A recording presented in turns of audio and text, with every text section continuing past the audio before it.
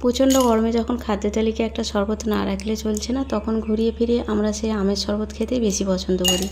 Welcome সবাইকে। আমার আজকের রেসিপি আম পান্না, যেটা আমাদের শরীর এবং মন দুটোকেই রিফ্রেশ রাখে, আর এই শরবতটা খেতেও অনেক টেস্ট হয়। তো এই রেসিপির জন্য আমি 4টে আমকে ধুয়ে নিয়েছি। এরপর আমের যে মোটার অংশগুলো আছে ওইগুলো কেটে বাদ দিয়ে দেবো। এভাবে বাদ দিলে কী হয়, আমগুলো সেদ্ধ হওয়ার পর ছাড়াতেও সুবিধা হয়, আর আমের মোটাতে একটা আঠালো ব্যাপার থাকে সেটাও দূর হয়ে যায়। তো কেটে নেওয়ার পর আমি একটা কুকারে আমগুলোকে সেদ্ধ করে নেব। আপনারা চাইলে হাঁড়ি কিংবা কড়াতে এই কাজটা করে নিতে পারেন।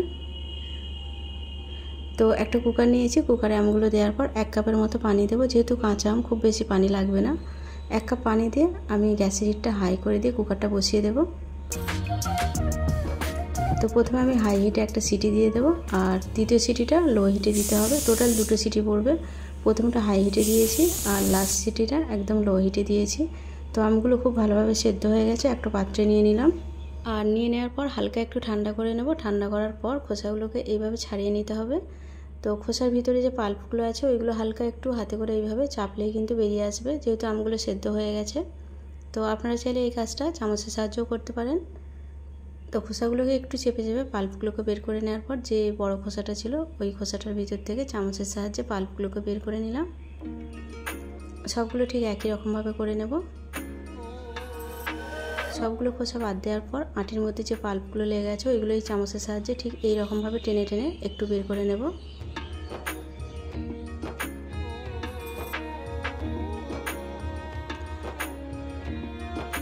পুরোপুরিভাবে পাল্পগুলো বের করা হয়ে গেলে তখন কি করব, আটিগুলোকে বাদ দিয়ে দিতে হবে। আটিগুলো বাদ দিয়ে দেওয়ার পর পাল্পগুলোকে একটু চামচের সাহায্যে একটু নেড়ে চেড়ে দেখে নেব যে খোসা আছে কিনা। তো খোসা নেই। এবার একটা মিক্সিং জারে এই পাল্পগুলোকে ঢেলে দিলাম।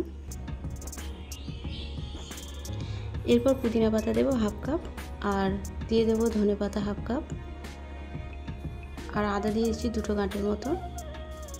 একটা কাঁচা লঙ্কা দিলাম, আর এমনি বিট নুন দিয়েছি সামান্য একটু, আর নর্মাল নুন দিয়েছি 1/2 চামচের মতো, আর দিয়ে দিলাম চাট মশলা 1/2 চামচ, আর ভাজা চিনি দিয়েছি 1/2 চামচ, চিনি দিলাম 2 চামচের মতো। চিনির মিষ্টিটা নিজেদের পছন্দ মতো দেবেন।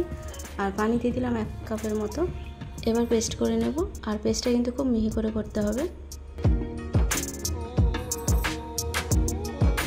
পেস্টটা তৈরি হয়ে গেছে, আর পেস্টটা কিন্তু খুব মিহি করে হয়েছে, একদম কোনো রকম অবশিষ্ট কিচ্ছু নেই। তো এইভাবে করলে কিন্তু শরবতটা ছাঁকার কোনো দরকার নেই।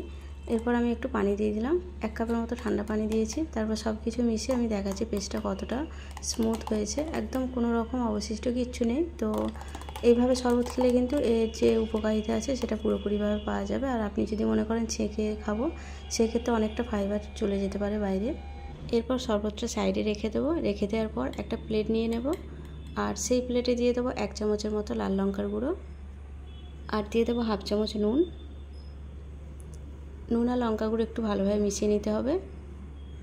খুব ভালোভাবে মেশানো হয়ে গেলে যেই গ্লাসে আমি শরবতটা পরিবেশন করতে দেবো সেই গ্লাসের সাইডগুলোতে মানে কিনারাগুলোতে একটু লেবুর রস লাগিয়ে নিতে হবে।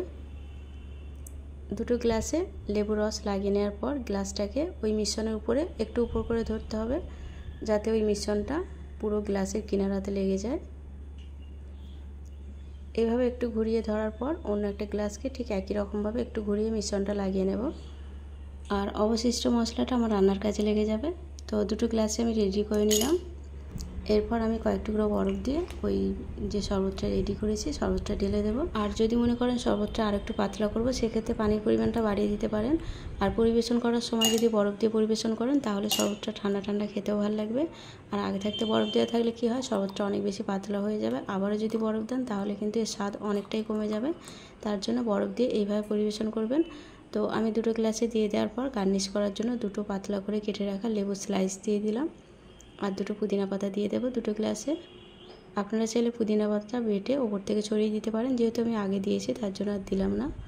তো 2টো গ্লাসে দিয়ে দিলাম, আর 2টো গ্লাসও আমি ঠিক একই রকমভাবে একটু ডেকোরেট করে সার্ভ করব। তো শরবতের রেসিপিটা এখানেই শেষ করছি। দেখা হবে আবার কোনো নতুন রেসিপিতে। আর যদি রেসিপিটা ভালো লেগে থাকে তাহলে কিন্তু লাইক দিতে ভুলবেন না। তো সবাই খুব ভালো থাকবেন, সাবধানে থাকবেন, সুস্থ থাকবেন। দেখা হচ্ছে পরের রেসিপিতে।